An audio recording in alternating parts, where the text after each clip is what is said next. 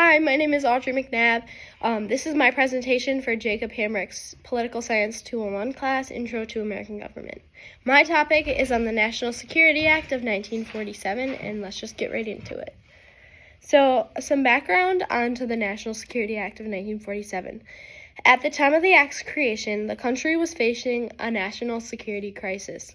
We had just exited World War II in 1945, and World War II had left a lot of hastily created solutions. There was a lot of departments and a lot of policies that have been implemented that were just done pretty fast because at the time of war, there was not a lot of time for debate, not a lot of time for legislative officials to really get into the nitty-gritty of things because we were in war.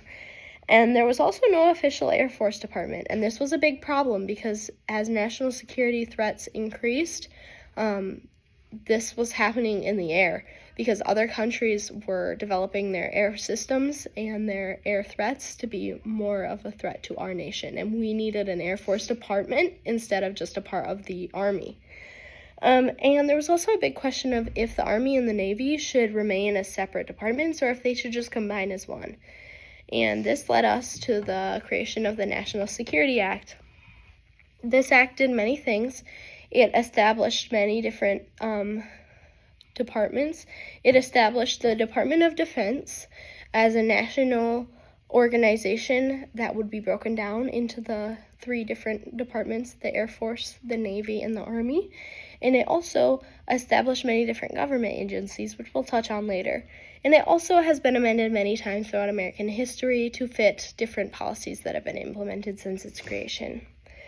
So the National Security Act did many things. It established many different departments. It had a huge impact on the functioning of our country post-World War II, and it still affects the American people today, as we see many of the policies and departments that it created in effect, and still in the news, in regular conversations, in everything in American government today. So before we get started, I'd just like to talk about my sources. I used a lot of government agencies. I used the U.S. Capitol, the National Archives, the National Security Agency, the U.S. Department of State, the U.S. Department of Justice. These were good, credible resources. They were direct uploads of many primary documents, such as the Act itself. You could see the amendments made. I also used a few independent researchers, such as D.A. Stevenson with Army U Press and the Air Force Historical Research Agency. These were just good, credible resources that helps me research the history of the issue. Some context into the war days. At the time of the Act's creation, we had just witnessed Pearl Harbor, which was arguably the nation's biggest national security failure. Over 3,000 Americans were dead as a result of it, and the government was monitoring the Japanese at the time. There's a lot of debate over whether the government knew about the exact location of the Japanese attack. In my research, I found that they did know that there was threat of the attack. They had intercepted a lot of Japanese threats, but they did not know specifically that it was going to be at Pearl Harbor, and if they did, they just thought, it's not going to be that big of an attack, let's not worry about it, and they just really didn't think about the warning signs. Now, there's a lot of debate over what if we had a national security agency that was more focused on protecting and defense and investigations and interceptions and intelligence. What if we had that in place before Pearl Harbor? Would it still have happened? If we had an Air Force Department, would the attack have been as brutal? Would it have happened at all?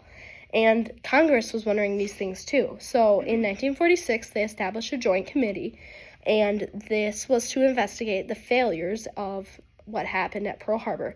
And basically, they found errors in detection, communication, and overall ignorance that led up to the events at Pearl Harbor.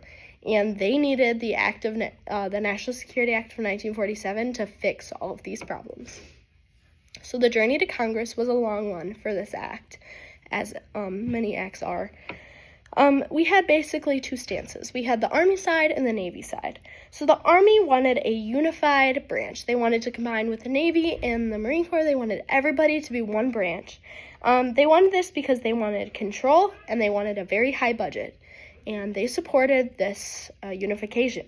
But the Navy opposed this. They wanted to keep the tradition of being their own branch. They were worried about monetary budget cuts, and they were concerned that they didn't want to take orders from Army men. They were worried the Army didn't understand what had happened in the Navy. They didn't understand what it was like to be on the seas every day. And these are valid points. And the Marine Corps was also worried. They had just been through governmental attempts to dissolve the department as a whole. So there was a lot of debate. And George Marshall of the Army proposed in 1943 that there would be a unified branch and that there would be separate chief of staffs for each department. Now, the Navy still opposed this plan, but it ended up being the plan that did end up being pursued in the legislation. Eventually, the solution was reached, so power would be given to a Secretary of Defense as the Department of Defense. And then 3 different departments within this department would have secretaries, which would each function as separate units. We would have the Air Force, the Navy, and the Army. And the Marine Corps was not allowed to be altered at all with this act because this would alleviate any stresses that the Marine Corps had. So everybody was essentially pretty happy with what the effects of this act had. It was a lot of compromise, but everybody was in most agreement. Now, when the act was actually passed on July 26, 1947, Harry Truman signed it. There were a lot of accomplishments that it had. It established a national security organization, as we see. It established our different departments, the Army, the Navy, the Air Force, under one Department of Defense. It established the National Security Agency, the Central Intelligence Agency, the Central Intelligence Agency, which is a big national security agency, the National Security Resources Board, and also the National Security Council, which is a council that works closely with the president to advise on security matters in the nation, which we saw a lot during Vietnam. They were very active then. The legacy of this act is very high. There have been many amendments made to keep it in compliance with the different pieces of legislation that have been implemented in the nation, such as the USA Patriot Act in 2001, the National Security Intelligence Reform Act of 2004, and the Intelligence Reform and Terrorism Prevention Act of 2004. These amendments essentially show us how important the act is. If the government is going through all this trouble to get the National Security Act amended to fit these new acts, it shows that the act is important enough to take the trouble to be amended and that it has enough of an effect on the American people to go through all of the different processes to get the act amended. The importance of this topic, it is our civic duty to learn the process behind lawmaking and the history of security in our country. It's also important to know the different policies and how they affect the American people as a whole, and how this affects who we are and how secure we are as a nation. And this can keep us safe. It helps us make better choices when we're at the polls and who we are voting for, which laws we are voting for to pass, and it helps us keep educated in times of international tensions, which are especially high right now. As I reflect on my project, something unexpected that I learned was just how the military functioned during World War II. I'm very interested in World War II history. It's one of my favorite wars to learn about. And just learning about how the military itself functioned and the solutions that they created hastily was really interesting to me. Moving forward, this information helps a lot with further study about World War II and general knowledge about governmental security. It's just important to know how our nation values national security, and this act did a lot to secure that.